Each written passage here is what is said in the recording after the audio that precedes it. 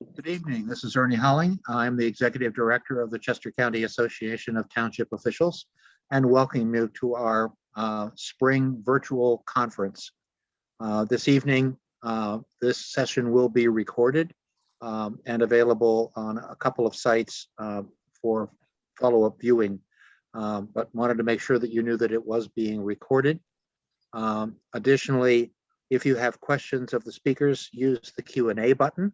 And we'll follow up and pose those questions for you if the speaker doesn't have the opportunity to see it. At this point, Steve Allaband, the president of CCATO, will be discussing issues with you now. Thank you.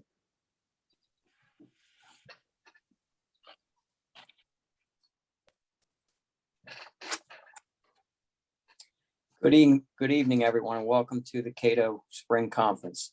I would like to start off recognizing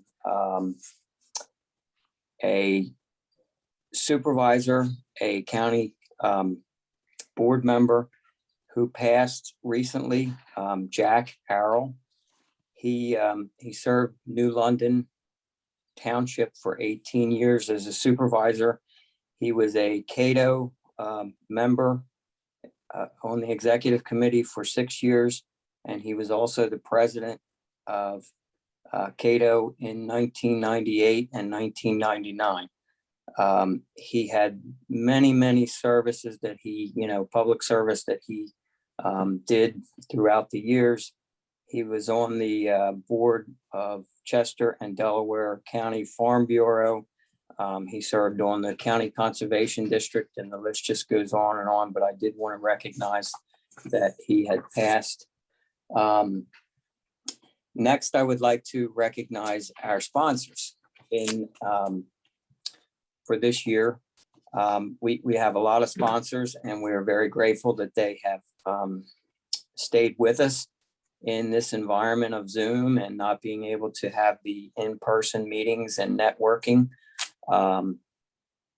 At the platinum level, we have Help Now, we have Unruh, Turner, Burke, and Freeze, Delaware Valley Trust, we have H.A. Thomas, Gothrop Greenwood, we have Barbara King Thornton, Keystone Collections Group, Aqua PA, Arrow Consultings, and a special thanks to Phoenix Media and Applied Video Technology for making this conference possible. They also did our fall conference last year in 2020. On the gold level, we have Comcast, we have Retro, we have Yerkes Associates, Gilmore Associates, Assured Partners, Buckley Bryan, McGuire Morris, Santander Bank, McCormick Taylor, we have Carroll Engineering, we have Traffic Planning and Design, we have Lamb McLaren, we have McMahon Associates, we have Gannett Fleming, Hugh Associates, and Victory Bank. At the silver level, we have Edward B. Walsh and Associates and CBiz Incorporated. And at the basic level, we have Cedar Engineering Group, we have Eagle Power and Equipment, Sienna Belwar, and McAndrews LLP, and Kindly Horn Associates Incorporated. Again, thanks you for your continued support. Introduce the members of CCATO, the current board. Our first VP is David Connors. He's from London Grove Township. We have Murph Wasaki from Tredyffrin Township. We have Marty Shane from East Goshen. We have John Arrowback from Franklin Township, Mark Freed, also from Tredyffrin. We have Carol DeWolf from Westtown. We have Charlie Fleshman from Upper Oxford. We have Candy Miller. She is a supervisor in West Nottingham. And as alternates, we have Christopher Buchkowski and Chuck DeLone. Chris is with West Pikeland and Chuck is with East Callan. Our borough representative is Christopher Bayshore. And we have past president Richard Hicks. He's from Kennett Township. And then a very special thanks to Trish Fagan from New London Township. She is our current secretary. The assistant secretary is Diane Hicks from Kennett Township. And Ernie Holling is the executive director, also the past presidents. So having said that, a couple things that we have been busy working on here at CATO. For a number of years, we have looked at the Sterling Act, which is some very old legislation that was enacted in 1932. And what that is it creates a taxing district in the city of Philadelphia that, for instance, if I work in Philadelphia, but I live in New Garden Township, I pay the 4%. And the 2% does not return back to New Garden Township. I mean, that's a brief idea of what it is. Currently, we have representatives of this house from Bucks County, Representative Frank A. Ferry and Representative Wendy Thomas, who have introduced some legislation for the session of 2021 and 2022 that would sort of correct that and bring some of that money back to the townships in Chester County specific. It was estimated in 2015 that Chester County was missing approximately $4.8 million of earned income.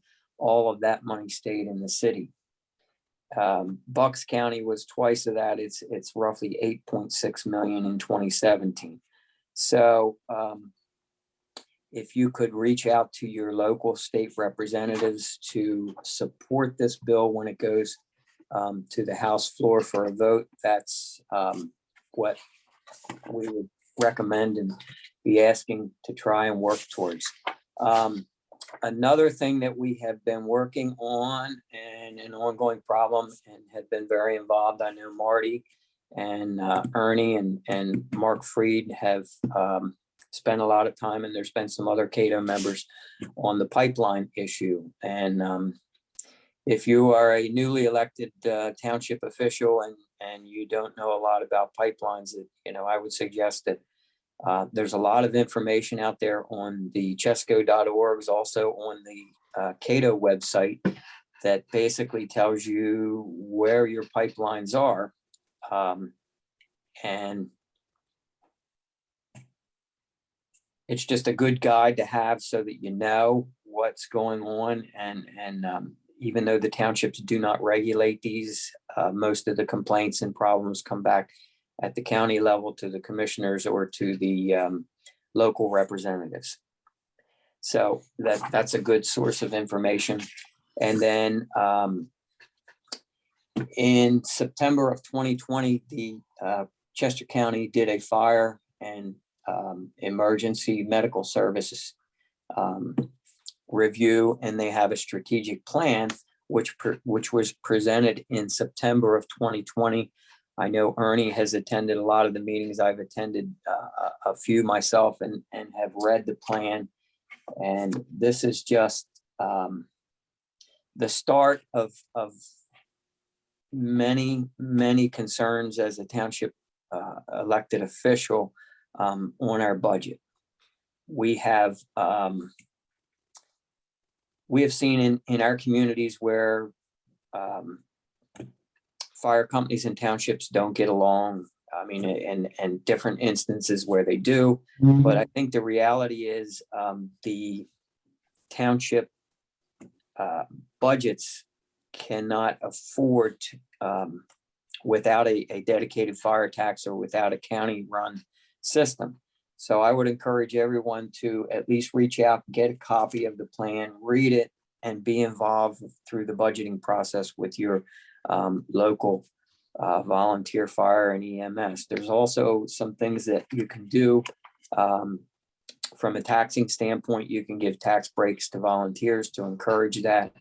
And all of those things are good ideas, because it's going to be very, very costly if we have to go to a paid system. So support our volunteers.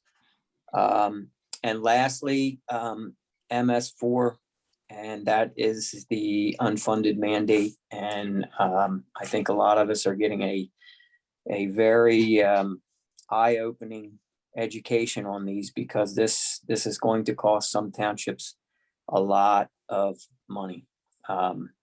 Going forward, I'm from a township that has roughly 16 square miles. We have two watersheds, the white clay and the red clay, and our estimated cost is approximately $3.5 million just to come into compliance. And then over the next 15 years for operations and maintenance of the projects that we implement, you're looking at another $1.5 million to $2 million for contracted services to do that. So these are real problems. I know with last year, COVID, with everything shut down, there was some talk of CCATO trying to get an extension with DEP and trying to push that time frame of compliance out further into another year. But it's just going to be a very expensive process. And I think we all need clean water. I think we understand, and we should do our best to make an effort to get there. So with that, we have Terry Madonna that's going to give us some updates on the new policies that could possibly be coming down. And thank you again for attending. Enjoy the conference, and we will see you after the speakers.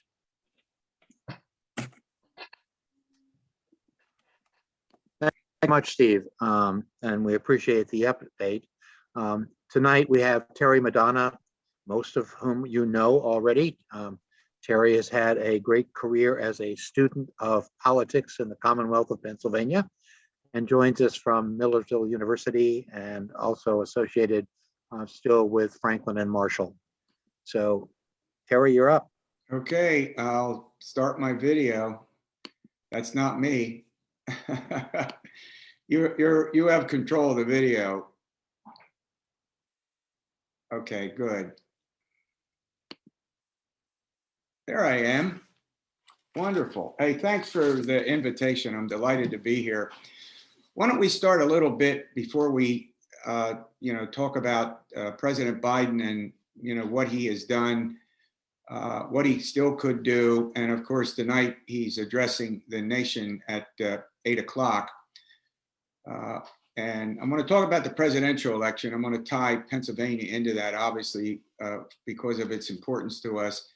Let me start out by saying that Donald J. Trump, throughout his presidency, if you look at the polls, never really had a positive job performance when voters were asked that question in a whole variety of national polls. He was about 43, 44% at the highest, meaning positive job performance. Now listen to this. Because of the extreme polarization and partisanship that exists in our politics right now, and I'll segue for a moment, I started polling in 1991 at Millersville University. That's point number one. Point number two, if you go back and you look at scientific polling, and I'll say, let's go back to the 1950s, no incumbent president has won re-election with a job performance below 48% positive. And then when we get to the dominant issue in the campaign last year, and we all know what that was, COVID-19, Trump's job performance was 39-40%, 39-40% positive. So throughout the campaign, he was fighting the battle for his popularity and for what voters thought about how he handled the most significant issue of the campaign. Now, this is all factual. The second big point I want to make is that Donald J. Trump won the presidency in 2016 because he carried a series of battleground states: Pennsylvania, Michigan, Wisconsin, Minnesota, Arizona. Sorry, I missed that. And could you say it again, please? Sorry, my phone is saying sorry about that. And I have it turned, maybe I'll just turn the whole thing off. But the bigger point here is simple. In 2020, Donald Trump lost Pennsylvania, Michigan, Wisconsin, Minnesota, and even Georgia, Arizona, and he did win Florida. I'll put it another way. Joe Biden won 306 electoral votes. Ironically, the same number of electoral votes that Trump won in 2016. You all following that? And so basically this, and I have another theory about this. I think for Trump, it wasn't just the issues. It was his style and his personality. I taught presidential history for more years than I'm willing to admit.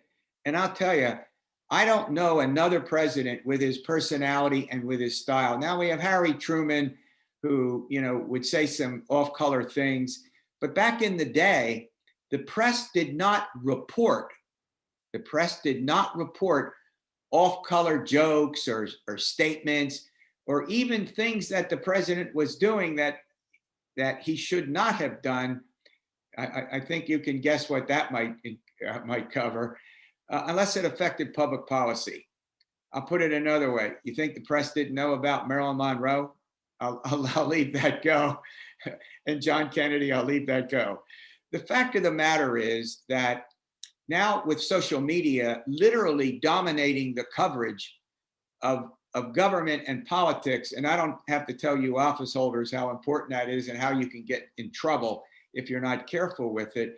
And I think Trump's personality and style was a major factor in why he lost the election as well. So if we turn to Pennsylvania, in 2016, Trump won our state by 40,000 votes.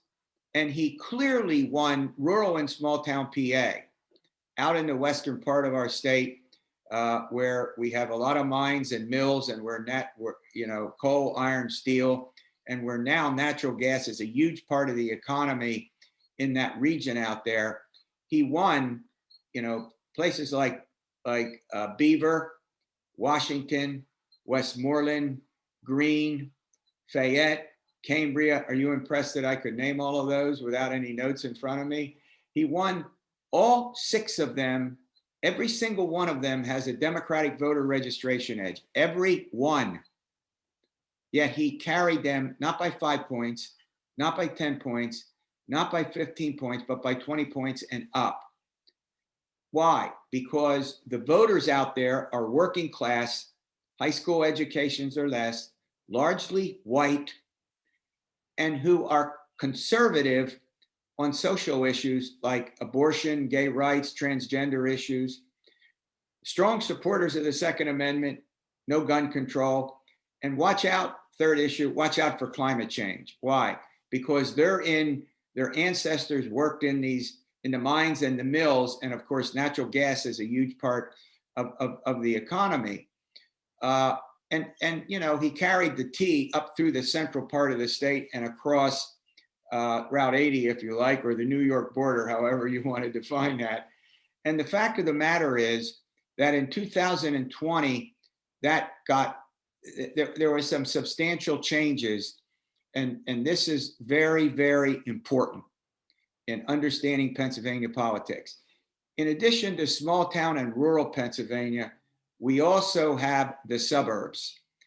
And most of the time when we think of the suburbs, we think of what? Bucks, Chester, Montgomery, and Delaware counties, but there's also suburbs outside of, most of our smaller cities, translation, third-class cities.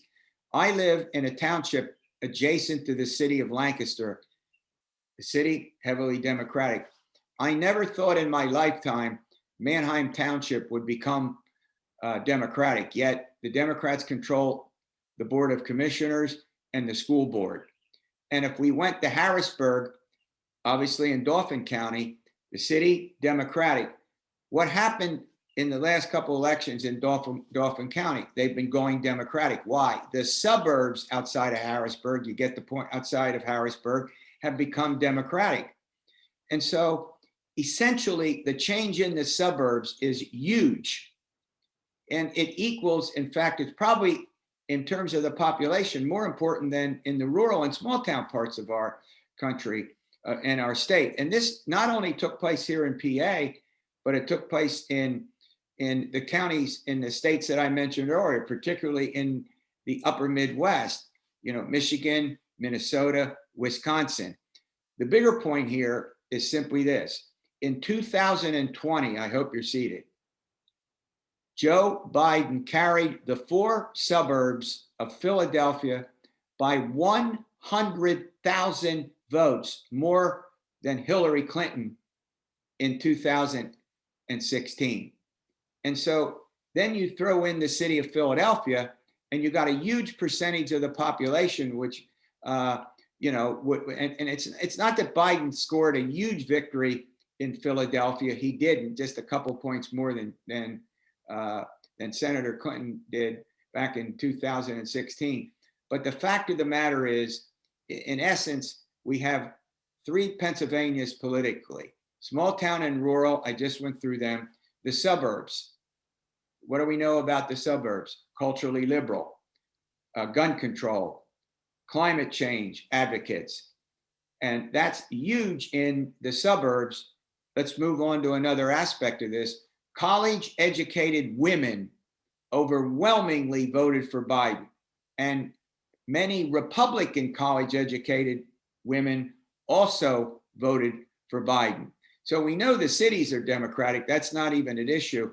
But in the last 4 or 5 years, there's been this huge movement in the suburbs of our state and other states away from the Republicans to the Democrats. And I don't want to hang in on this too much. There are many other things that I want to talk about, but understanding that change is very, very important. I'm not suggesting for a moment that Republicans can't win statewide elections. We know what happened to 2 of the 3 statewide row offices, right?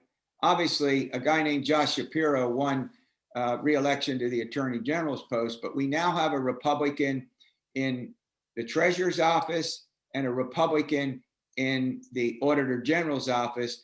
And in the Pennsylvania legislature, which is still in Republican hands, the Republicans actually picked up 3 seats.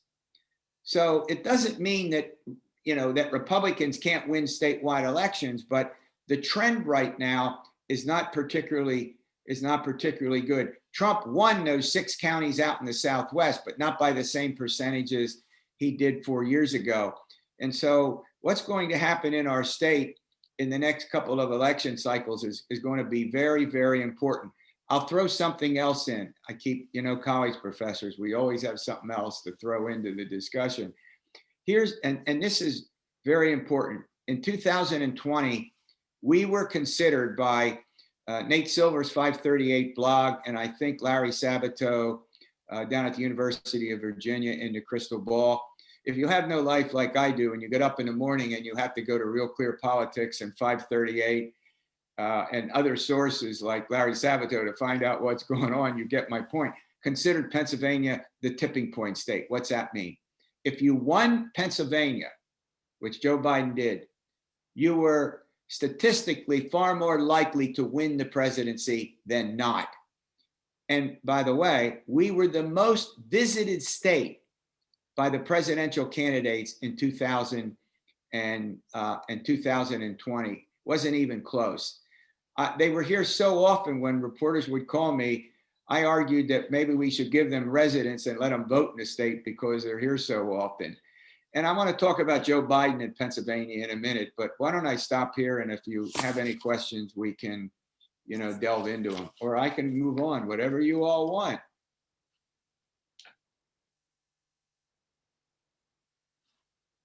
Any questions? I don't, let me see. No, there's none in the Any chat. yet? No, I don't see any yet, Terry. I am surprised, but let me go on. Let me talk about Joe Biden. One of the reasons that Joe Biden won Pennsylvania, and just won, is the fact that many of you know he was born in Scranton. He lived there until he was 10, when his dad had some financial problem, when he moved to Delaware, to Wilmington, where his dad ultimately gets involved in the car automobile business. And Biden ran for the Senate in 1972. not a particularly good year for Democrats for obvious reasons. I'll let you tell me who the Democratic candidate was in 1972. I'm not going to tell you. It's a test question. So the fact of the matter is that Biden gets elected in November, and in December, his wife, 2 sons, and the daughter are in a horrific accident outside of Wilmington. The wife is killed, the daughter is killed, and the 2 boys survive. I'm not saying this because I support Joe Biden. I'm saying it because it occurred. He was questioned about whether he was going to stay in office, given the fact that he had 2 young boys. And he said, yes, I'm going to take the oath and go into the Senate, but I'm going to come home every night. So Joe Biden went from Wilmington to DC on Amtrak and came home every night. Now, I'm not saying there wasn't an exception here and there, but you get the point. And which was a genuinely decent thing to do. And here's where it gets very, very interesting. There was a Pennsylvania United States Senator by the name of Arlen Specter. How could we forget Senator Specter? Not always the darling of the Republican Party, by the way, when he was in office, not despite the fact that he would change his party, but you get the point. He would get the train in Philly, meet Biden in Wilmington, and the 2 became very close friends. And so when they alternated as chair of the Judicial Committee, guess what the 2 did? They sat down and reasoned things out, and they became very close friends. And Arlen Specter had a way of driving Pennsylvania Republicans crazy. And I'm not saying that he wasn't a good senator. I'm merely saying he was Arlen. If you know Arlen or have know him personally or read a lot about him, you know that he was a very unique personality. I'll put it that way. And he drove Republicans crazy on another score. Here's what he did. He said, Joe Biden is Pennsylvania's 3rd senator. I'll let that sink in. You can imagine what Republicans in Pennsylvania thought about that. But here's why he would say that. Not just because he thought what Biden was arguing fit, what the Republicans wanted to do in Pennsylvania, because I don't think he did, but he was more moderate back in the day and compromising. But here is a big reason why Biden won our state. Not the only one, but a pretty big one. And here's what it is. Biden, well, Delaware they have a small commercial TV, but basically they don't have a television station exclusive to them except one small one. So guess who covered Biden's career? Philadelphia Television and Philadelphia Radio. You got that? And here's where it gets fascinating. And so the TV stations there would cover him. So he got to be fairly well known in the Philadelphia suburbs and up in the Lehigh Valley. And back in the day, we got, where I live in Lancaster County, we got, the Philadelphia television stations, until Comcast, until they weren't high def, you can still get them. And so even up here where I live, we knew a lot about Biden.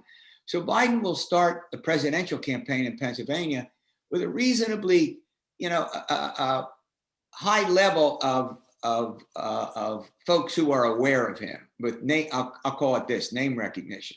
But there's something else. He was very close to the Caseys. Bob Sr. and obviously now, Bob Jr. And throughout the course of his Senate career, he would travel in the state of Pennsylvania, campaigning for other Democrats, but also doing a lot of speeches and, personal interviews. And so when he starts the campaign, the most visited state in the union, guess what? Joe Biden starts out with that advantage. Plus, he didn't travel 5 feet in Pennsylvania without announcing that he was, guess what? A Pennsylvanian by virtue of his birth in Scranton. And he visited Scranton a lot and made a big deal about that. Why not? That's a political way to do it. And so the fact of the matter is that was certainly helpful. And he did pick up a fair amount of support from Pennsylvania politicians because of his relationship, relationship in the state. And so he starts out, he does better.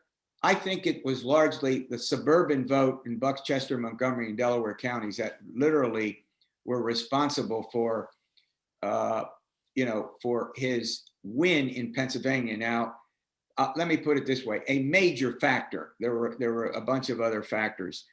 So I just wanted to spend a few minutes, and I think most of you are well aware of it, talking about President Biden.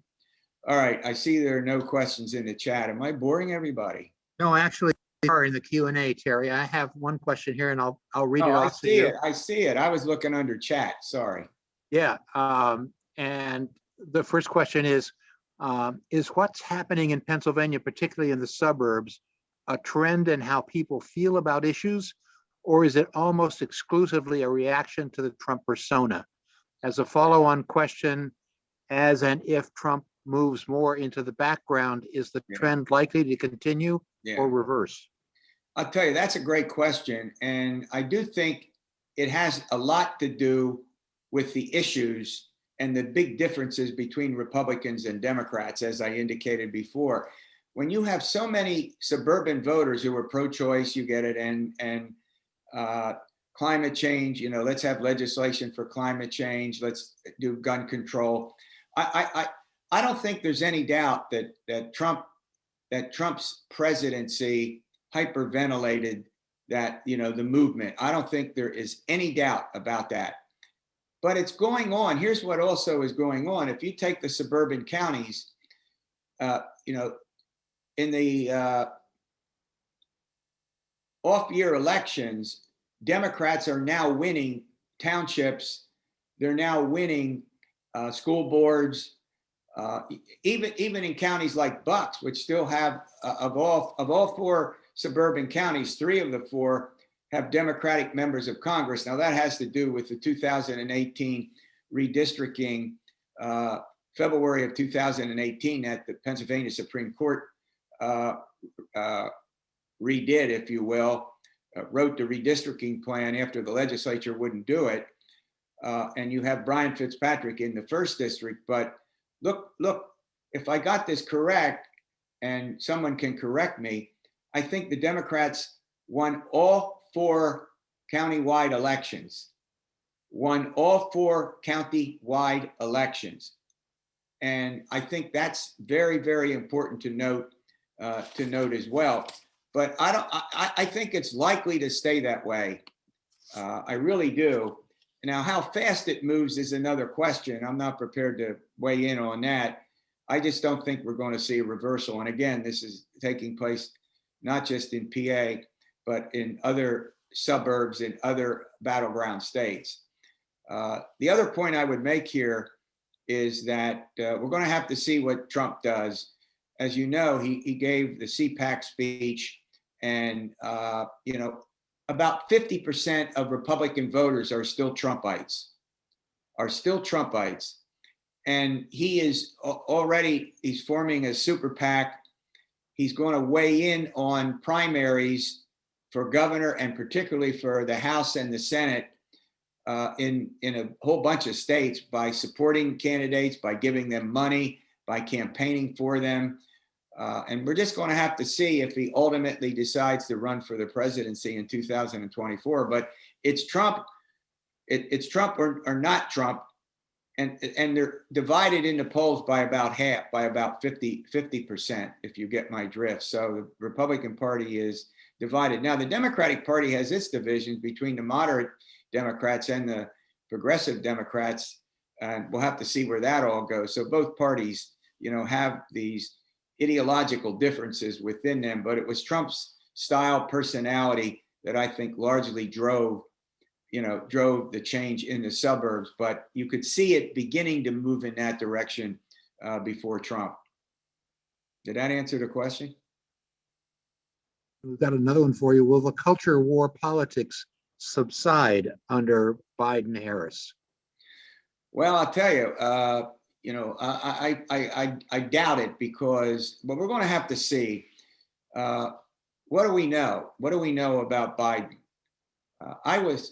We heard during the campaign that there were 15 executive orders and regulations that Biden wanted to weigh in on and remove.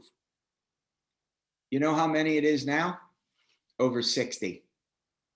I mean, and what the president is doing, and what the one word that Joe Biden used during the course of the 2020 campaign was unity. But in no way do we have unity, because we have huge differences between Biden's support on his approval, and I'll get to that in a minute, and Republicans. That when we had Trump, 85 to 90% of Republicans gave Donald Trump a positive job performance. In some polls among Democrats, it was in the teens, 8, 9, 10, well, 8, 9%. And some, up into 12, 13, 14, 15%. So think about that division for a minute. And right now, when you look at Biden's job performance, and as I said, I'm going to get to that in a minute.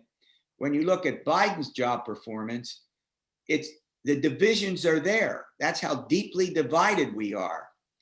So I don't see any. I get asked this all the time. I don't see any reconciliation. We're going to have to find out what else Biden does to try to bring back. Now, he's not going in for Medicare for all.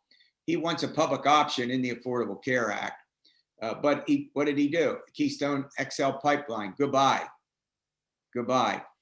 So let me just, there's another Q&A, one more in there, but let me just get to this point. As I speak with you right now, here's the story on the national polls. Biden job performance, about 55, 56% positive.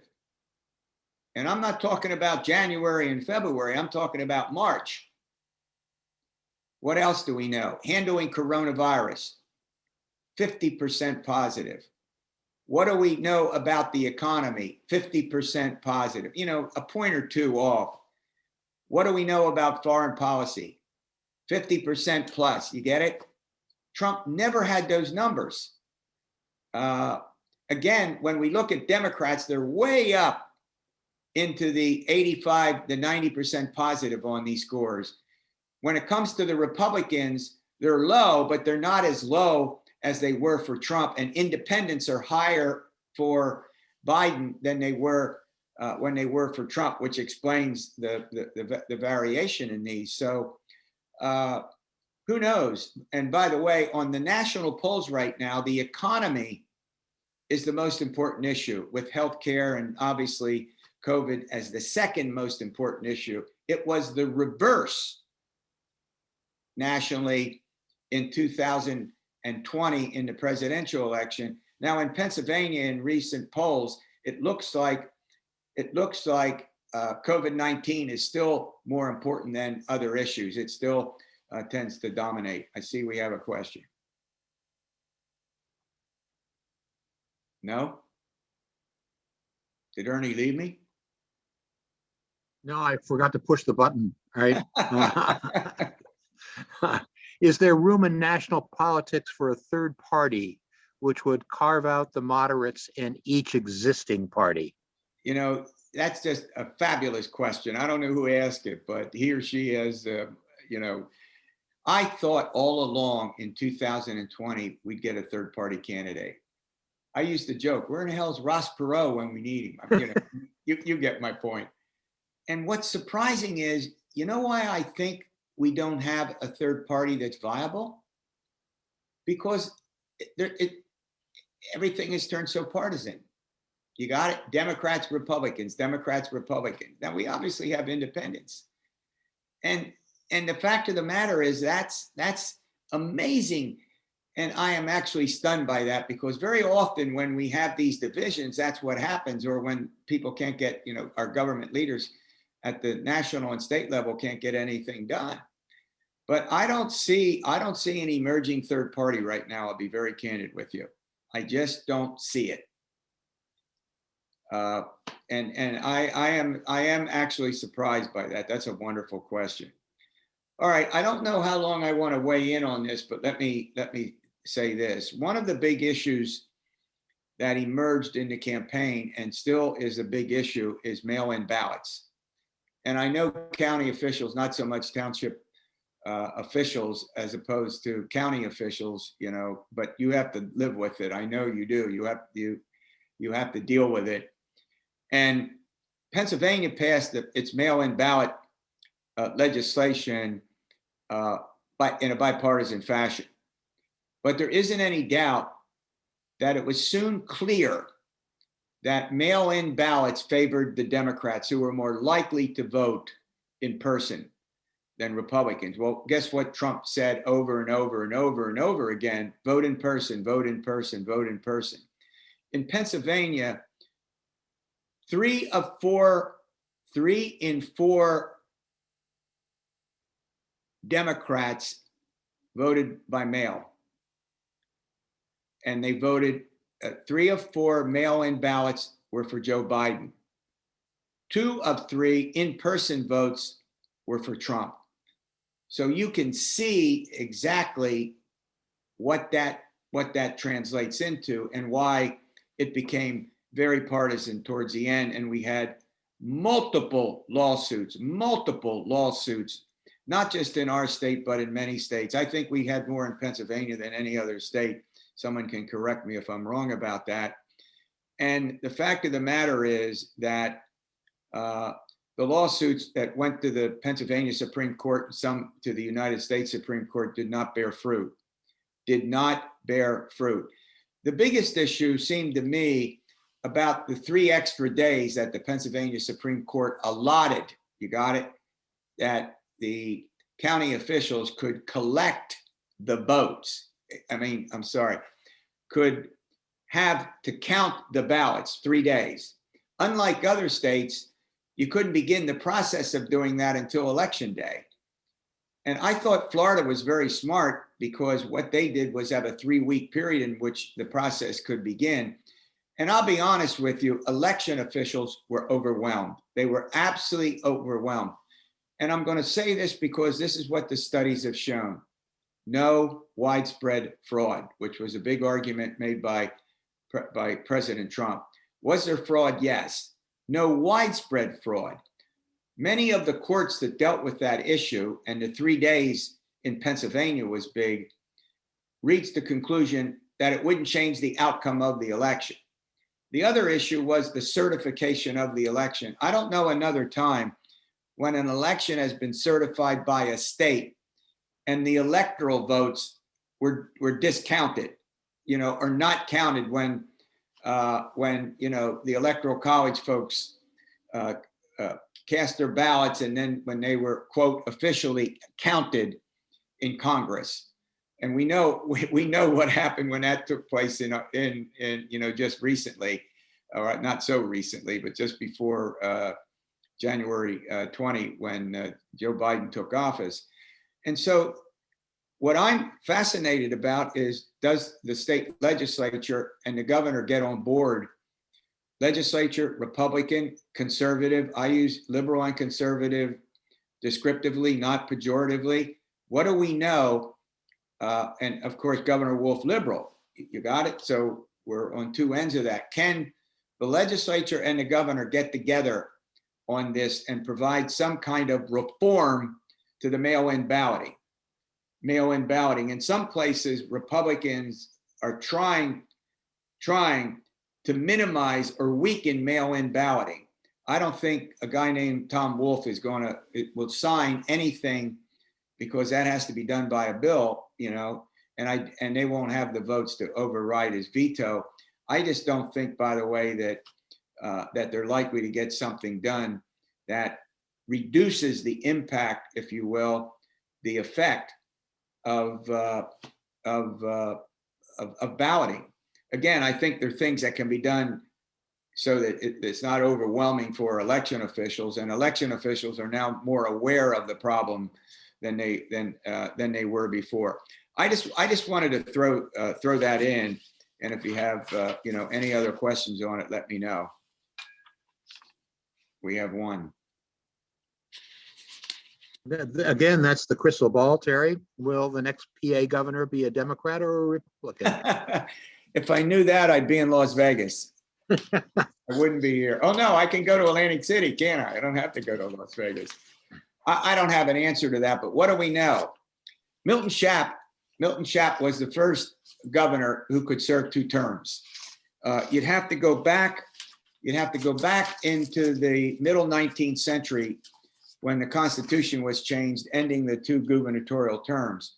So Shapp served 2 terms, and then what do we have? Until we get the Governor Corbett, every one of incumbent governors won a 2nd term. You follow me? Whether we're talking about Dick Thornburgh or Bill Clinton, or Ed Rendell or Tom Ridge. And the fact of the matter is that Corbett, of course, lost after 1st term, and we're going to have to wait and see. I can't make a prediction on that. What do we do know? It's an open seat, right? Governor Wolf is term limited. And by the way, for the U.S. Senate, since Senator Toomey is not running for a 3rd term, for the first time in something like 40 or 50 years, we have 2 open seats with no incumbent, one for governor and one for the United States Senate, and the candidates are beginning to, to come out in fairly large numbers. Much fewer people for governor than senator, and I don't know, and I'm not saying this is, I don't know if they think that Josh Shapiro, who's likely to run, might have an advantage by virtue of his statewide persona. And in other words, his presence in the state. And again, he comes from the populous southeastern part of the state. We'll just have to wait and see. But I can't make a prediction about that. But here's what else we know. In more cases than not, the president's party has lost midterm elections. I'll let that sink in. In more elections or not, there's kind of a backlash against the incumbent president, and we end up with what? We end up with the out party winning more seats in Congress than losing seats. And again, we're going to have to wait and see if that holds true or not. And I have no clue at this point. I don't know where I want to go now. I covered most of the subjects that I want to talk about. Is there any major subject that I should talk about?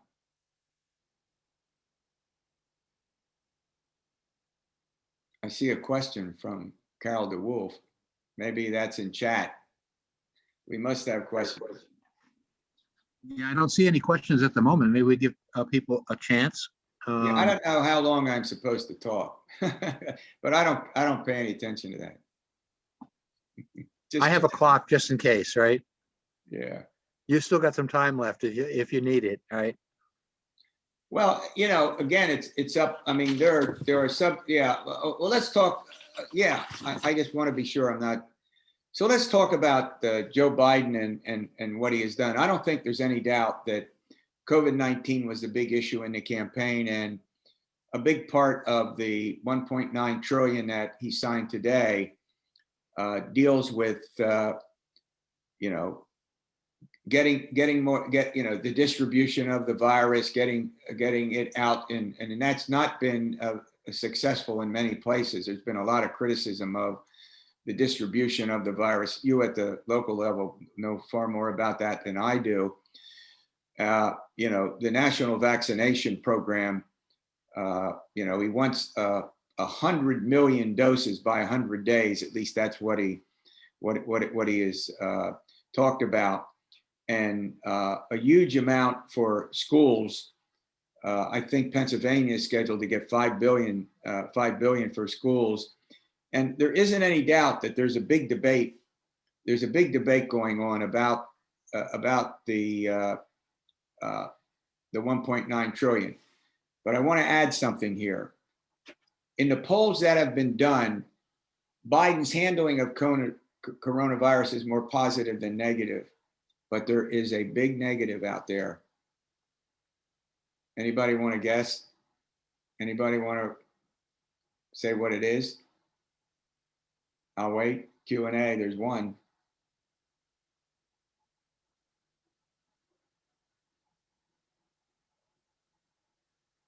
Well, I'll tell you what it is.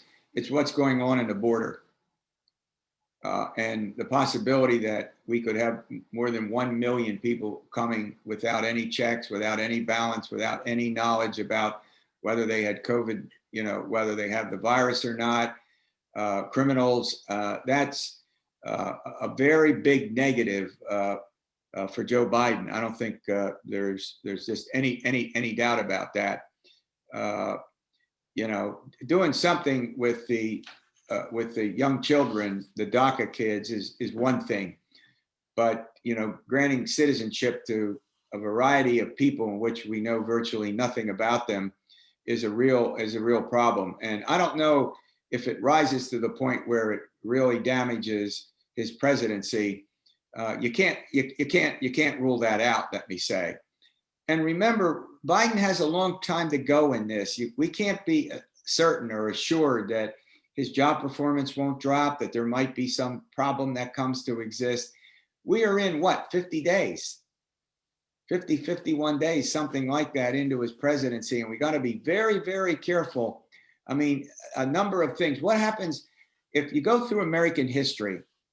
We've had times when Civil War, we've had times where some foreign policy questions have raised their heads. But what has been the single most important issue throughout American presidential elections? It's the economy. Look what happened.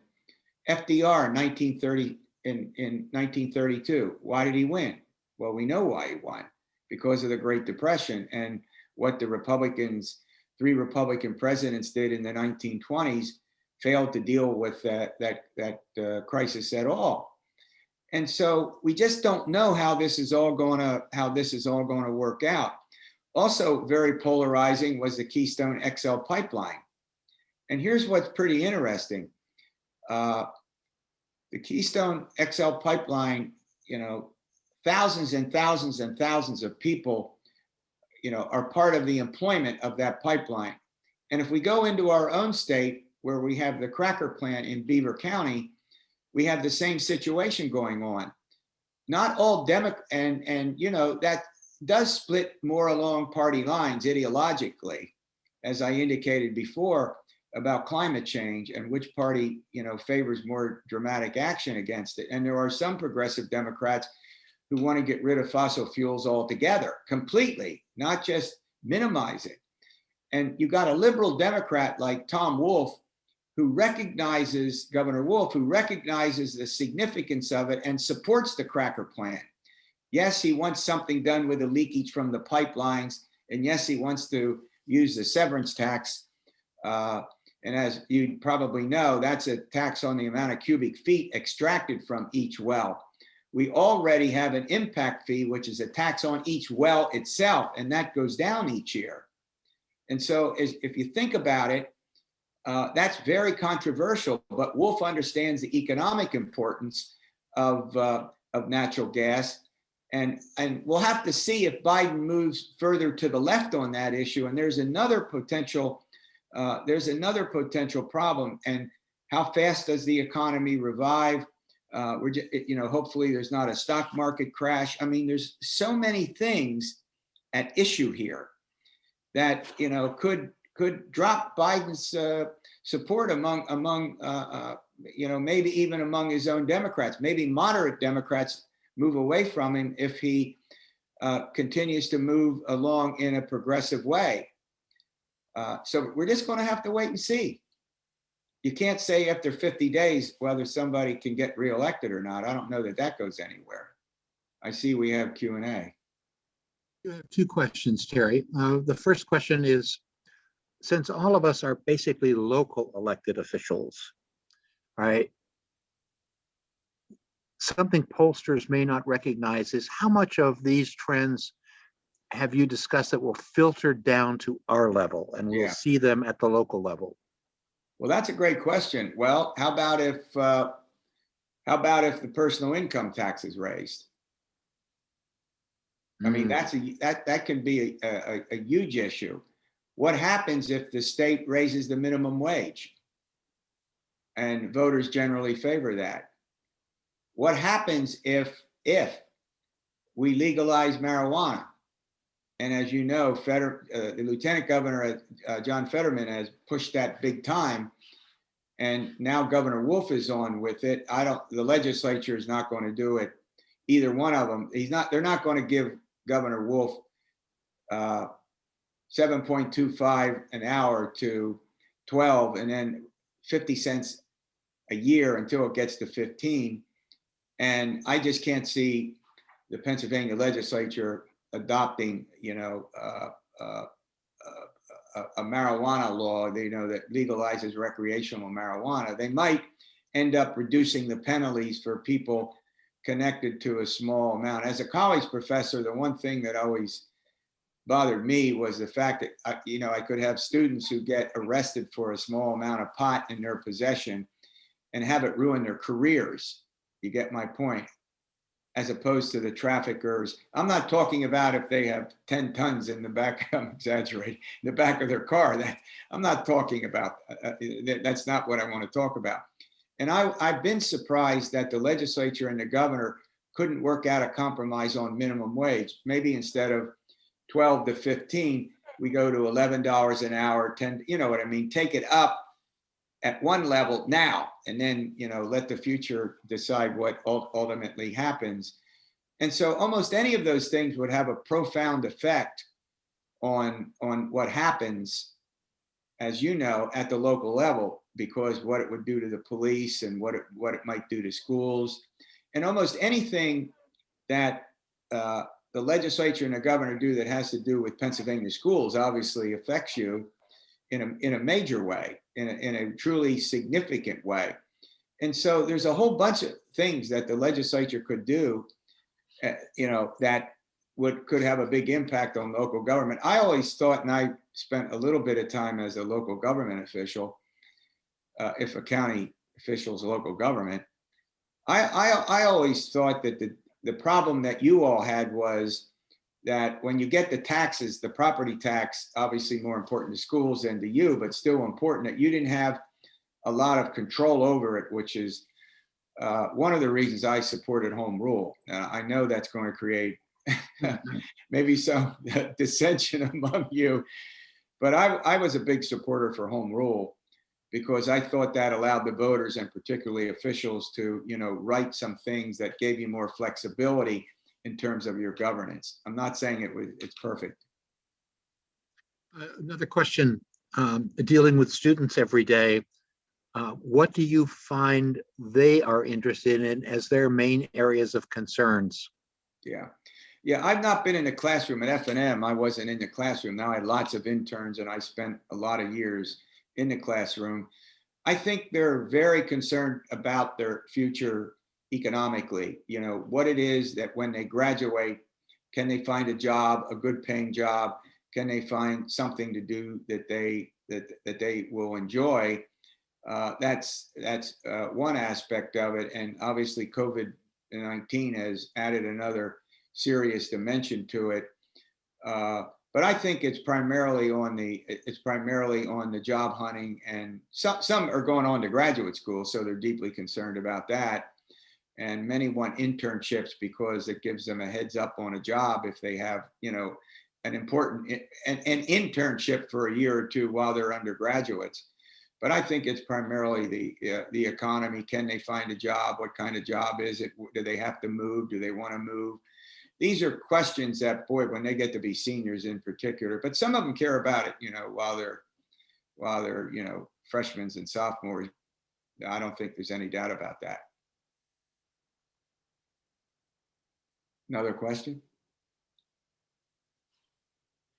It's not a question, Terry, it's more a comment, and basically talking about the economic impact of fracking. We have to look at both sides of that coin, the cost of natural disaster contrasted with the economic impact, and those things are a balancing act that I'm not sure we have all the answers for.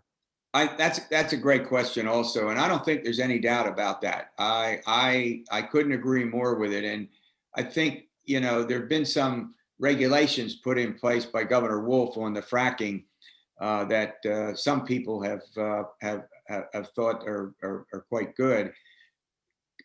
transporting it is another serious problem.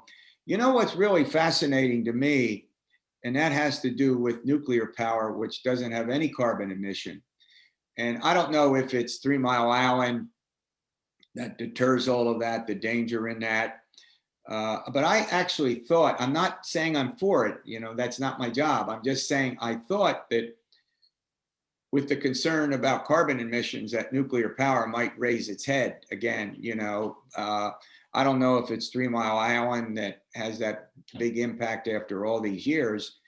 But the fact of the matter is that we're going to have an ongoing major discussion about the environmental impact of natural gas. I don't think there is any doubt about that. And the economic interest versus the environmental concerns are going to continue to be around for some time.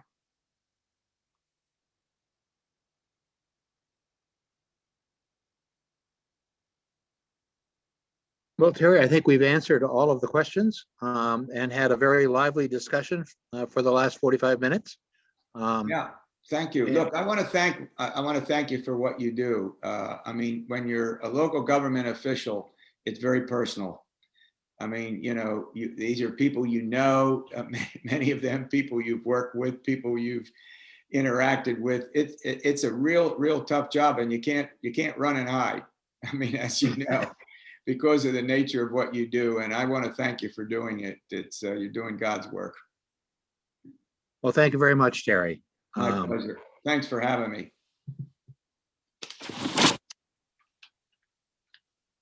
We'll take just a couple seconds and have Senator Carolyn Comitta join us.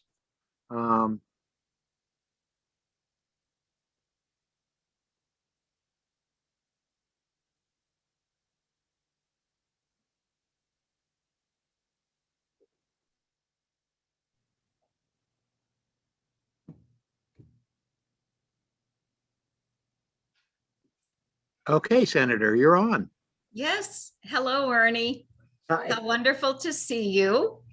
And Terry, I want to thank you so much for a wonderful program and Q&A.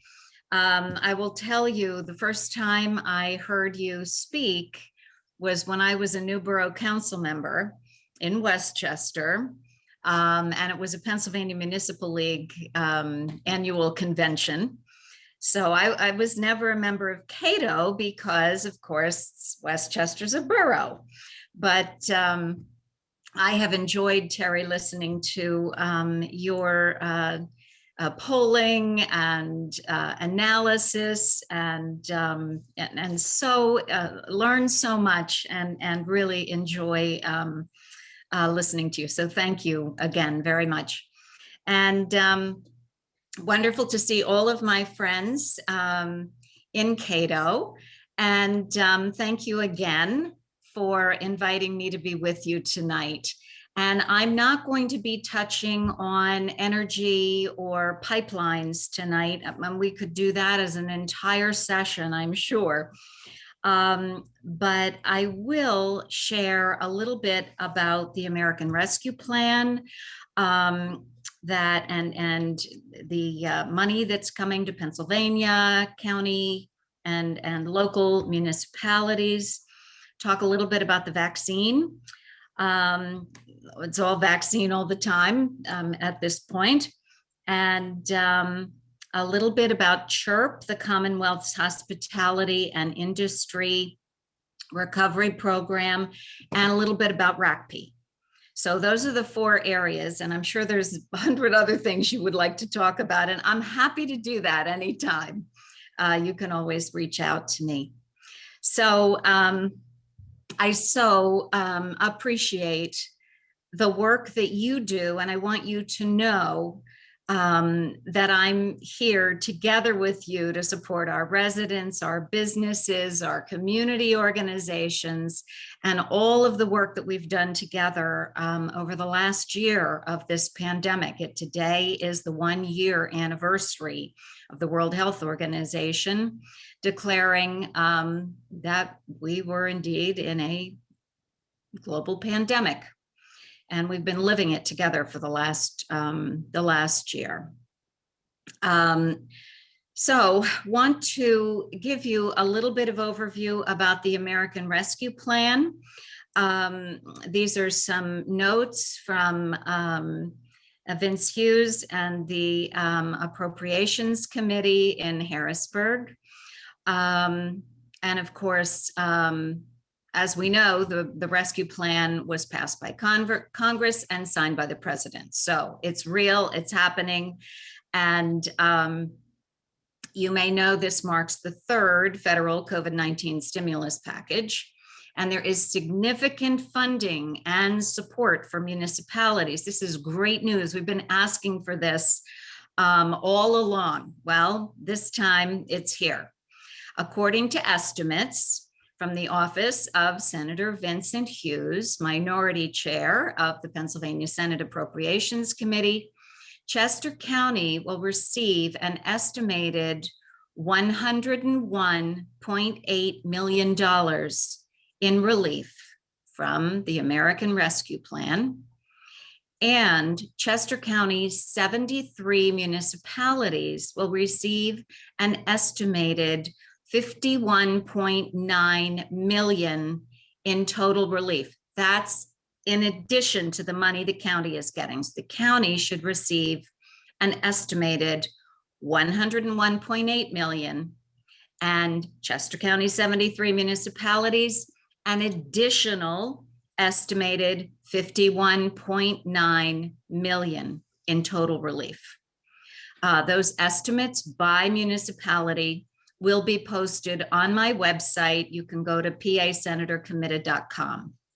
In addition, under the American Rescue Plan, Pennsylvania will receive an estimated $279 million for state capital projects through the Coronavirus Capital Projects Fund. Those funds will be made available for the state and local governments to invest in critical capital projects related to enabling remote work, education, and health monitoring in response to COVID-19. We'll have more information on that and eligible projects in the near future. The American Rescue Plan also includes significant support for small businesses nationwide, including an additional $7.25 billion for the Paycheck Protection Program, while expanding eligibility to nonprofits and digital news outlets, adding $15 billion for the Targeted Economic Injury Disaster Loan, that's the EIDL Advance Program, to help the hardest hit small businesses. There's a new $25 billion restaurant revitalization fund, which will provide grants to help local restaurants keep their doors open and keep their workers employed. An additional $1.25 billion for the Shuttered Venue Operators Grant Program to support live entertainment venues. And $10 billion for the State Small Business Credit Initiative to help small businesses grow and create jobs. There is a lot of support in the plan, including funds for transportation and agriculture. We expect to have estimates for our Pennsylvania allocations soon. On the vaccine front, some of you during the program tonight may have gotten an alert on your phones that President Biden will be announcing when he speaks tonight at 8 o'clock, that he is going to be directing states to vaccinate all adults, all American adults, by May 1st. Now, so that's something new tonight. It was July 31st. Then it was May 31st. Tonight, President Biden will announce May 1st, when every adult American should be able to be vaccinated. So we can tune in tonight. So more on the vaccine. There have been a lot of questions, a lot of concerns and frustration about the vaccine distribution process here in Chester County and southeastern Pennsylvania. The fact is that we have been in a near state of constant course correction since the vaccine was first rolled out. Still, the equitable and fair distribution of the COVID-19 vaccine to vulnerable residents across the Commonwealth is crucial.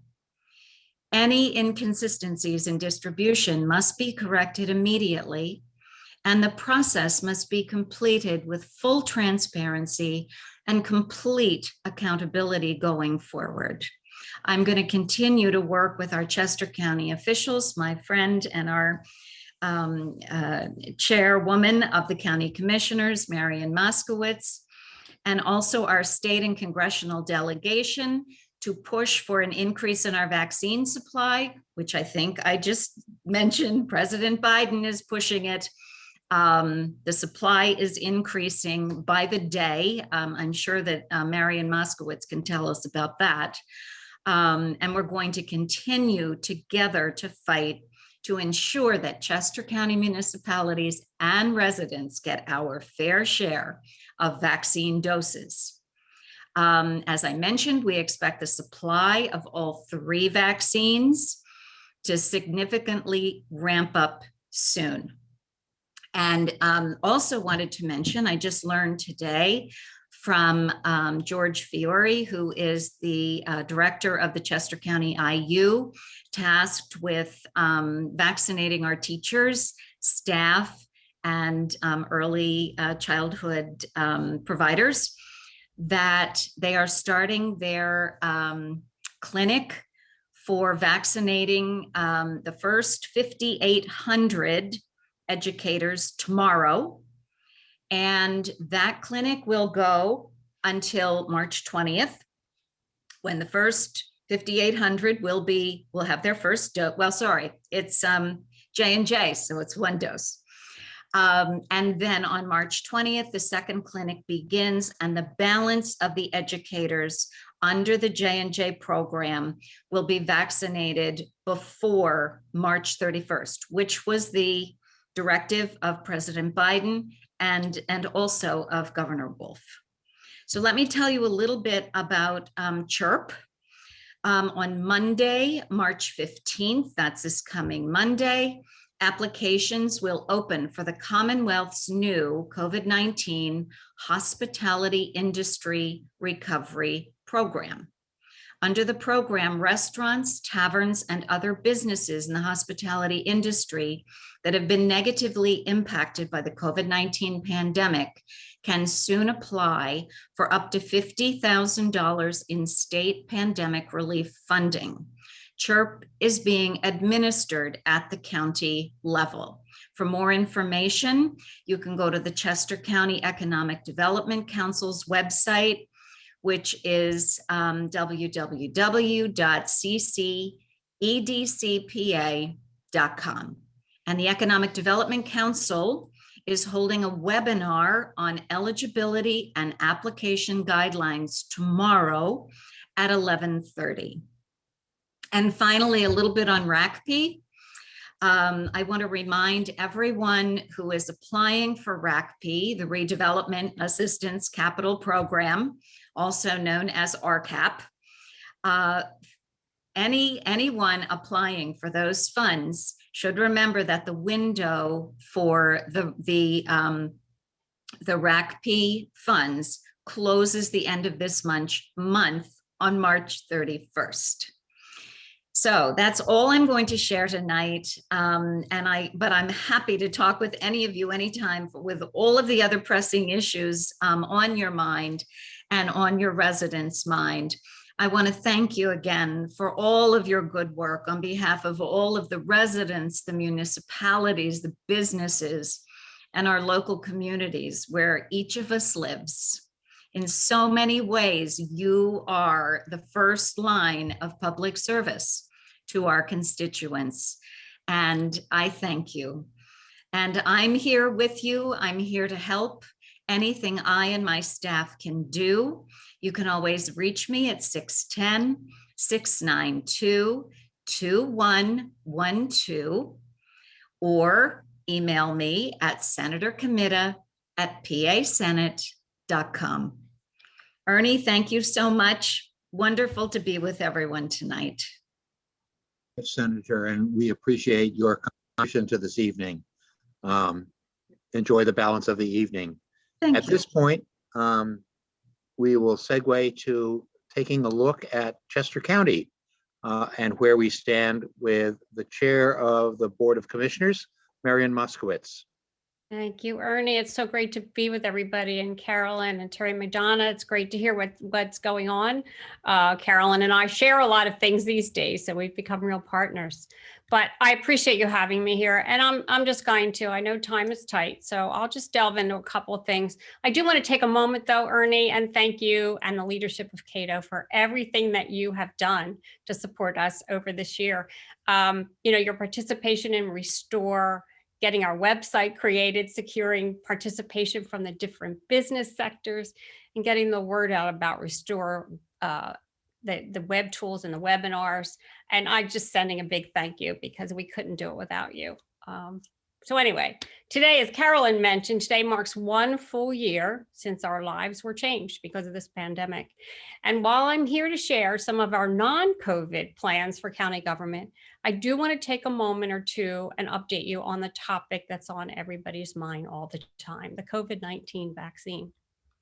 As I'm sure you've heard, Chester County, along with our neighboring Philadelphia suburban counties, have been challenged by the lack of doses we are receiving.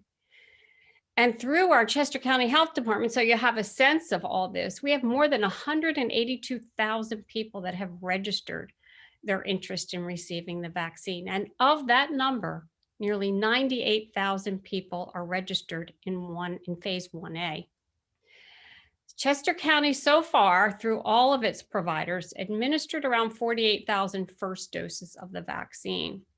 And right now we are scheduling people who are pre-registered with the county health department, who have pre-registered on or before January 15th. It's a big chunk of people in January. That's where we've had most of them. So we're working to get through that.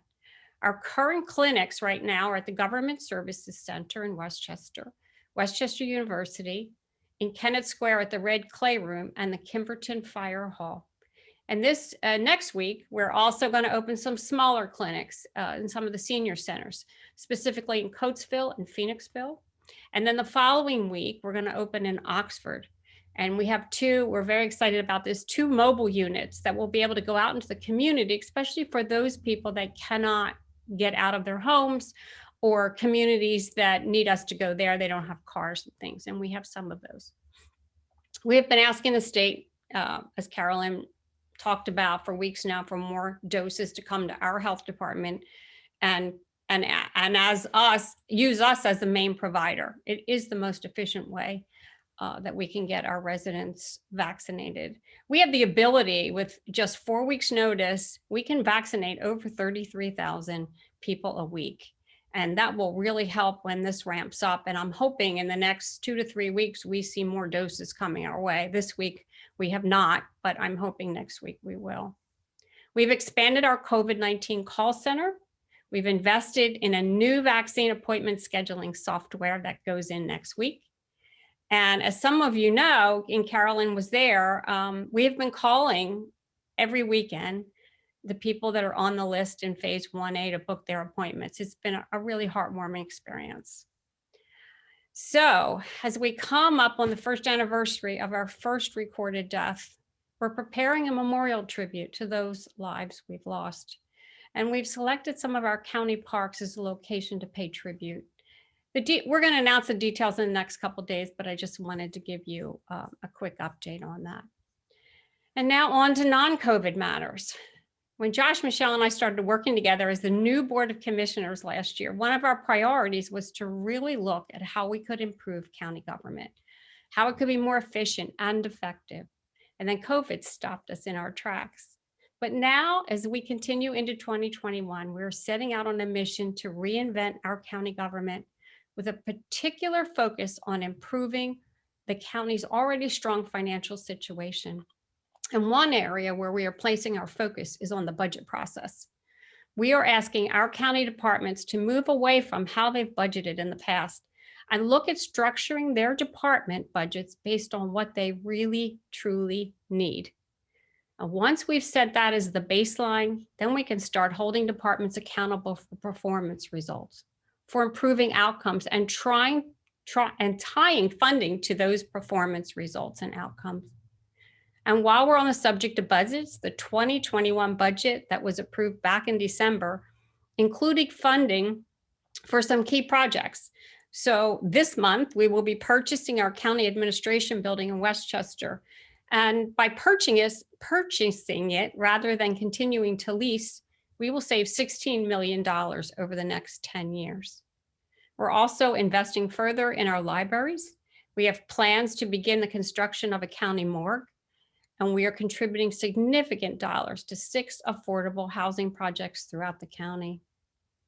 In addition to changing the ways that we've traditionally prepared budgets, we are also looking specifically at our capital budget. Because despite having great credit ratings, 3 AAAs from Moody's, Standard & Poor's, and Fitch ratings, we borrow money to accomplish a number of capital projects that we really should be budgeting for. Things like roof replacements, HVAC systems, etc. So our plan for this year is to conduct a reserve study to ensure that we have the funding allocated for these infrastructure and maintenance projects and that we don't need to issue debt to pay them. Now, we all know we've been working remotely, and we believe that that's going to affect how much in real estate county government really needs to use. So we're looking at all of that right now. We're working on an economic development strategy, especially as we come out of this COVID world. And with our business task force, which includes municipal representation, we're focusing now on long-term strategies that will lead us to an economic recovery. But that's not all. We are now also working on our watersheds, fire and EMS strategies, and the Restore Chester County plans. There's a lot going on in Chester County, and the development is really picking up. The agricultural community, we're working on an agricultural economic development plan. We've had the Main Street Preservation Grant, where we gave $5 million to small businesses. And then it helped 250 businesses, the first one. And now we've just done the second one with 10 million, and it's helped 333 businesses. That makes a big difference in our mom and pop businesses and really will help them sustain themselves. Tomorrow, as Carolyn mentioned, we're going to hold a webinar on the hospitality grant. And our Department of Economic Development announced earlier this week that we are receiving $34.5 million in federal and state COVID-19 emergency rental assistance funds to help Chester County renters with rent and utility costs. And that will benefit the landlords that own these facilities as well. And I'm just going to share some exciting news. The Longwood Gardens expansion project.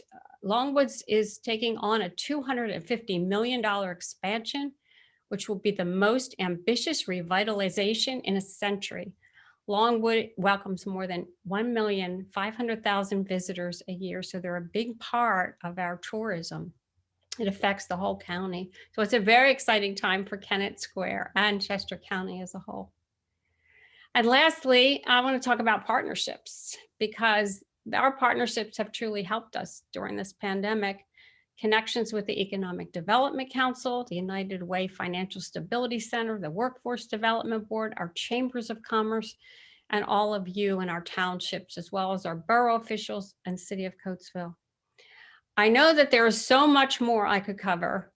The county programs that we have, like Vision Partnership, our environmental health services, and our 9/11 initiatives. But I know that only so much can be taken in at once. So please know that Commissioner Maxwell, Commissioner Kickline, and I, along with our county leadership, appreciate the work that you do and the ways we work together to support our residents and businesses, especially during these uncertain times that we've had to deal with. I admire all of you, because as we found, none of us thought we'd have to deal with this year. But we've come through it. We're getting through it. Not quite, but we are getting through it. Our just as an example, our unemployment rate in Chester County in April, last April was 12%, a high of 12%. And as of December 31st, we're at 4.6%. So we are a resilient county, and we will come back, and we're making some changes to hopefully even be stronger. So Ernie, I know time is tough, but I'm happy to answer any question, or please reach out to me at mmoskowitz@chesco.org. I'd love to hear what you're going through in your municipalities and how I can help. Thank Commissioner, you. we do have one question for you. Sure. On remote work. How will Yes. this new way of being at work play out across county government? And will employee retention drive the decision? And if less employees are in person, will the county be able to reduce long-term costs by reducing the buildings and real estate that is needed for in-person employees? Yes. So we have found, interestingly enough, that we can actually do some things for county government with people working in their homes, and they are very effective and efficient. And so we are looking at that now. We have an employee engagement committee, and they are talking to our employees about what worked for them, what doesn't work. And that is the goal. If we can work remotely, if we can take a portion of our county government to work remotely, we own a lot of property, and that will reduce the amount of office need that we have. And I think it makes it easier on our employees. I mean, our employees are so special to us because they represent county government. They are the biggest asset we have. And if they can work at home efficiently and it makes their life easier, I think it's a win-win. Well, thank you very much, Commissioner, and a very informative session. Thank you. Thank you, Ernie. Thanks for having me. And now we'll take a switch to looking at the state of legislation with Joe from PSATS. He's the Director of Government Relations. Joe, you're on. Thank you, Ernie. Thank you, Steve. Good evening, everybody. I was hopeful when I spoke to you all in the fall that we would be able to get together in person. Unfortunately, that obviously is not able to happen. And a couple things have changed since we were together in the fall, obviously. A couple things I just wanted to quickly update on the PSATS conference. This is our marquee event. Unfortunately, we were hopeful again that we would be able to bring everybody together at the end of April to have our educational conference and trade show. And some folks might say, hey, you're crazy for even thinking you could do it. But as you know, we have contractual obligations, and we book the Hershey Lodge 5 years in advance. So we were full steam ahead. Our staff starts at the end of the previous conference to start planning for next year. I'm the only staff member. I'll be here at my 2-year anniversary in May, and I'm the only one that hasn't done a conference on staff yet. So I'm feeling like a bad penny right now. But let me tell you, no one's more upset than the staff here at PSATS, who really look forward to this conference every year. We're going to switch to a virtual platform. So stay tuned. We've got those schedules coming out. You're going to see some other virtual town halls coming up over the summer. And we're hopeful that, again, the meeting limits will get better probably around Labor Day. We're hopeful anyway. And we have some business that by the PSATS bylaws we have to do in person. So we're planning right now to have a business session in October. The dates are set. The venue is not just yet, still working that out, but October 15th, it's a Friday, will be our business session. And we're looking at having a PSATS 100th birthday celebration the evening before on October 14th. So stay tuned for that. The reason I bring it up is there's some important deadlines. Any resolutions that you have. Our resolutions committee met recently last week to discuss pending resolutions that are out there, but there's still time between now and that October business meeting. If CCATO comes up with some resolutions that they would like to be heard before that or at that business meeting, to let us know. And as you all know, those are my marching orders. That sets the policy of PSATS, and that allows me to go up on the Hill and to work on the issues that affect all of our townships, the 1,454 townships across the Commonwealth. So, quick plug there. I was going to talk about the stimulus bill. The senator did such a great job, and I saw there was a question asking for the link. And if you did not see in chat, the senator put her office there. PSATS, we also did our morning news digest. We did a write-up on how those funds are being allocated, and there is a link there that you can drill down to see what each municipality in Chester County is receiving as well. And how that money is being broken out, the roughly 13.7 billion that's going to be coming to Pennsylvania. I don't want to beat a dead horse, but I just want to let everybody know some timing of that. I know timing will be essential. The feds, since the president did sign the bill today, the feds have 30 days to disperse this money. We were hopeful that the money would have been a direct dispersal to all municipalities, and we got all the way up to the end, and that did not happen. But it is going to be coming to the state and directly to the counties and directly to municipalities over 50,000. Municipalities under 50,000, their allotment of funds will be distributed by the state. The state will have from 30 days from today, so April 15th. The state will then have 60 days to disperse those dollars to the municipalities that will get them. And again, there are some restrictions. There's probably more that are going to be coming out from Treasury, and we're going to try and keep our website updated as best we can to let you know how those changes are progressing. But bottom line is the municipalities will have. There's always strings attached, right? The municipalities will have until December 31st, 2024 to spend those money to spend those tranches of money on the areas where they're allowed to do that. So hopefully this money will be able to be dispersed rather quickly, and really able to make some impacts around the Commonwealth here. Moving over to the Commonwealth, as I was telling you in the fall, we were approaching the end of a 2-year legislative term.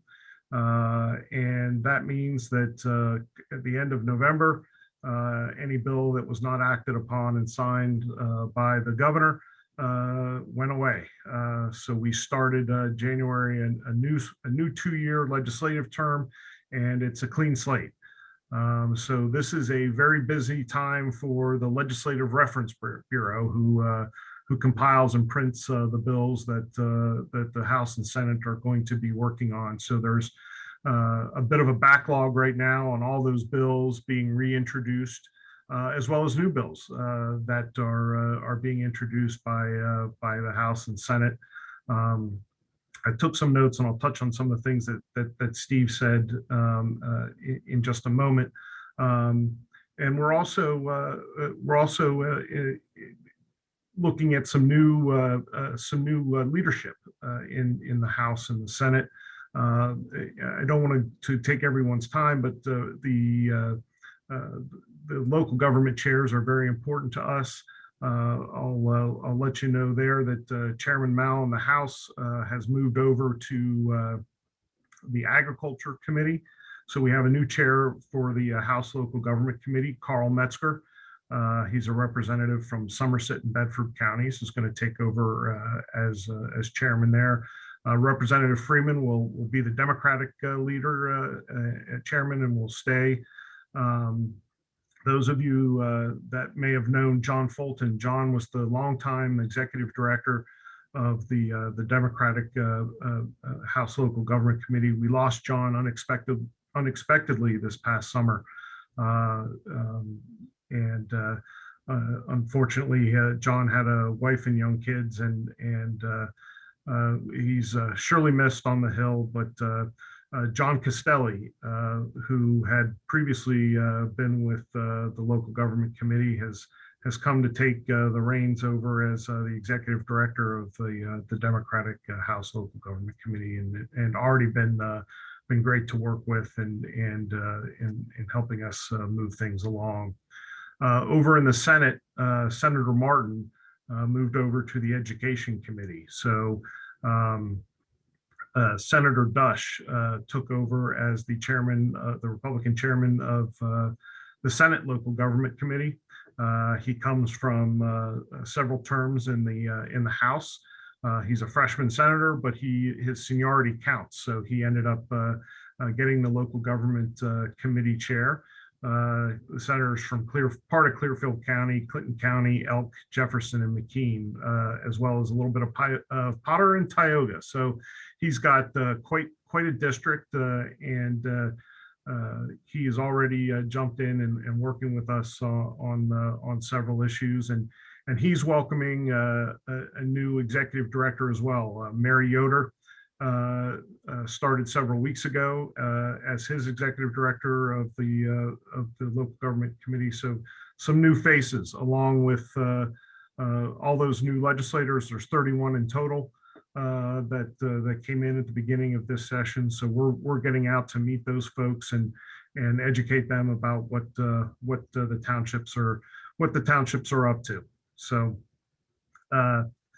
we are in the middle of the budget process. The governor gave his budget address on February 4th. It was the first time a virtual budget address was given. The past month, we've been watching budget hearings that the House is just finishing up, and the Senate just started their hearings this week. So they've got several more weeks of budget hearings moving forward, and we've got several things that we're watching there. But suffice it to say, we're working hard on trying to follow some of those bills that were unfinished business last session. Right to know changes. I testified this past week up on the Hill virtually on some right to know changes that we're working on, and some legal advertising changes, and a whole host of things that are out there. I wanted to just bring up a couple things to put on everybody's radar. Steve brought up the Sterling Act. Representative Ferry and Representative Thomas have introduced a co-sponsor memo. So they're looking for co-sponsors right now in the House to get on that bill and get that going to do that. It's typically been a tough lift because of the hold harmless. I think in total, Steve was saying some numbers there between Bucks and Chester County. I believe in total it's 50 or 60 million, maybe a little more for all the surrounding counties. And that's usually a heavy lift to try and replace that money and hold the Philadelphia harmless. I bring that up because as we're talking about the stimulus package, 1.3 billion is going to be going to the city of Philadelphia. So crazier things have happened, but it may be a climate that the discussion can be pushed a little farther. But right now, the important part is to help get some co-sponsors on that House bill and get it introduced in the Senate as well, so that it can make some movement. Transportation. I think everybody saw at the end of last session. It's no secret that there were some funding issues which have arisen at PennDOT. This is, although it was somewhat of a surprise at the end of the session, it's not a surprise on where we are today. Those of you that know, Act 89 is almost 8 or 9 years old now. Local governments received a bump up there with liquid fuels funding. Well, as you know, ever since that was passed, and by the way, that was roughly $2.5 billion at the time, 8 to 9 years ago. Probably a $4 billion shortfall. That's grown to almost $9 billion now. And it's pegged on a gas tax, which, as we all know, cars are getting more efficient. We have alternative fuel vehicles coming that are not equally taxed. So there are some outlying funding issues here. Also, Act 89 has a payment that comes in the tune of $450 million from the Turnpike every year. That payment ends next June. And then there's also the diversion for the Pennsylvania State Police, which has grown exponentially since over the last several years. So there are some storm clouds forming with transportation and how we fund that. It's something we're watching very closely, something that we're involved in and keeping an eye on. But I just want to bring it to everybody's attention that this is a debate that is going to start now. There's going to be a push to try and get some attention on this right now at the beginning of a session, since there will have to be some sort of revenue enhancement or change to fund the transportation priorities. Now would be the time politically to get that done. Whether or not that happens, I'm just not sure.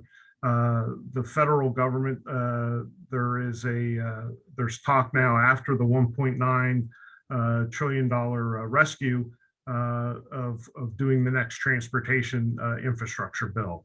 And the numbers that we're hearing on that are roughly $1.15 trillion in transportation and other infrastructure, including broadband and sewer and water. That's being kicked around right now by the administration. They're looking to do it through what they call regular order. They tried to do the Rescue Act just as a reference on regular order, and they had to go to a process called budget resolution to get that done. And I believe the administration is at this point saying that they're committed to getting this done with a time frame around October. So that kind of switches the time clock for when the state needs to. I think the state is going to hold up and wait and see what exactly the federal government does and see what and how heavy the lift is going to be on Pennsylvania. But I just wanted to bring that up and let everybody know that, obviously, I think across the board, everyone in your liquid fuels monies, I'm hearing anywhere from 6 to 10% reductions directly attributable to COVID. So I know that's caused a lot of projects to be delayed. And as you all know, we have more local roads than PennDOT does, and under local government, and it's an important part of our transportation network. So stay tuned. Staying on transportation for a second, I brought it up briefly in the fall, but just something to keep an eye on. And if you have not gotten on PennDOT's website lately, there is they've published the regs at the end of January for PDDs, personal delivery devices. This was legislation that moved very, very quickly at the end of last year. These personal delivery devices, whether you agree with them or not, they're coming. And PennDOT has the regulations posted on their website. We were able to work with the legislature to make sure that there's some notices of the municipalities before the operation starts, and in phase 1 and phase 2. And there are some protections where municipalities by ordinance can restrict the use of these PDDs on their, by the way, they're considered pedestrians. So they're going to be on the berms and pedestrian walkways.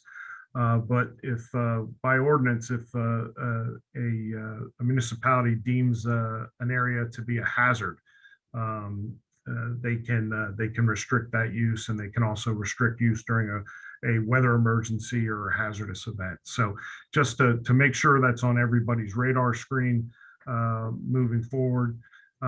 Steve mentioned fire and EMS. Obviously, it's our township's responsibility to provide for fire and EMS services, and totally understand the problems that we're having on our volunteer forces out there, and the time constraints and training restraints. And we accomplished a lot in SR6. There's some of those SR6 recommendations the past session. There's some more that we'd like to get done.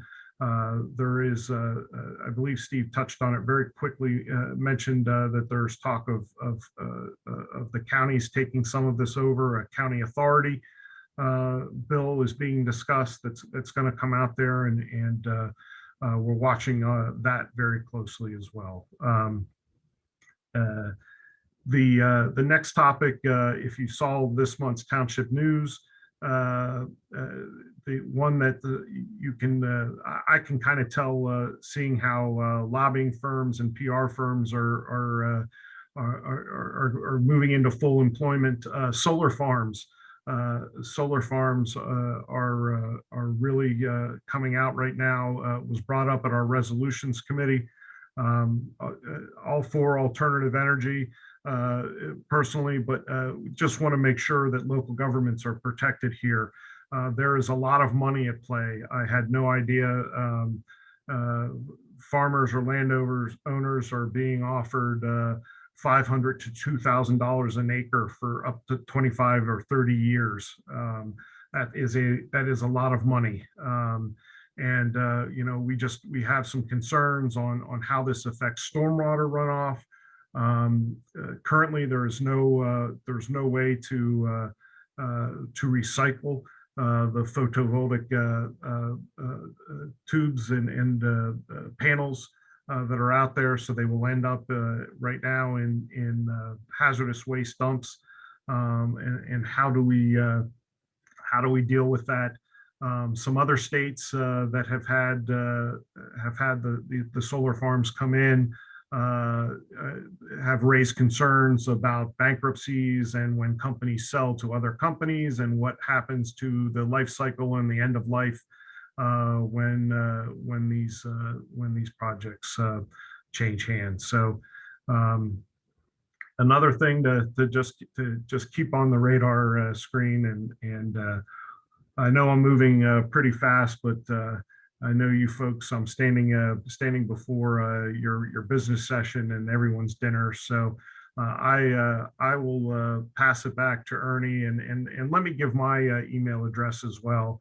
It's jgerdes@psats.org. If anybody has any questions, I'd be happy to try and answer them. And again, appreciate everything that you all do for the townships in Chester County, and for what you do for townships across the state, and being a part of our organization. And Ernie and Steve, thank you for giving me the opportunity to listen in and hear Dr. Madonna and Senator Comitta and the commissioner. I am, as Terry Madonna said, I am one of those guys that watches C-SPAN and PCN, and it was very informative for me. So thank you all for letting me be a part of your evening. Hey, Joe, we had one question. Sure. With the population cutoff of 50,000, right? How many places in Chester County fit that criteria? So what's going to happen in reality in terms of these allocations? Great question. I have it, I was anticipating the money side question, but not the population. So I printed out for myself the money breakdown, but I didn't write down the formula, but I'd be happy to get that back to you. Super. Thank you very much. And thank you. It was a good session. Thank you. And now I think it's time to switch back, and Steve is going to take the podium once again. Yes. First, I want to thank everyone, all of the speakers. I think it was a very informative session. And I believe everyone has been provided with the contacts, emails, phone numbers for any follow-up questions. For me, I would like to think a message of hope that we can start with the vaccine and with social distancing and masks, that we can start to reopen and get back to the new normal, whatever that may look like. I think we have, on this 1-year anniversary, we have learned a lot. We've utilized these technology with Zoom meetings and all of that. However, I feel that without being in person and not having the networking and the conversations, we do miss a little bit. But again, moving forward, I think we definitely have learned a lot. So I want to thank everyone again. And with that, Ernie, I will turn it back to you. Well, thank you very much, Steve. And at this point, it's time for us to conclude this session. I will say that we are endeavoring to create a fall conference so that we can all get together once again. And it appears that the vaccine schedule will help precipitate that. So at this point, we'll segue into our business session. And Chuck DeLone has one item to discuss. If you're still out there, Chuck.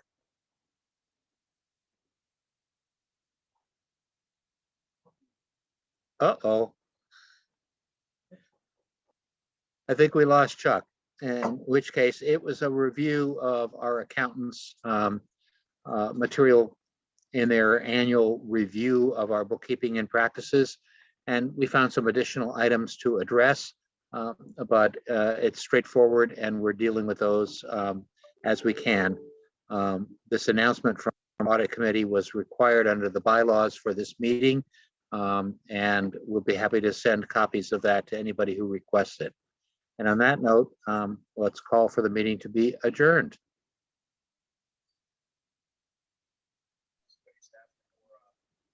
Thank you, everyone, and I will make a motion to adjourn the meeting.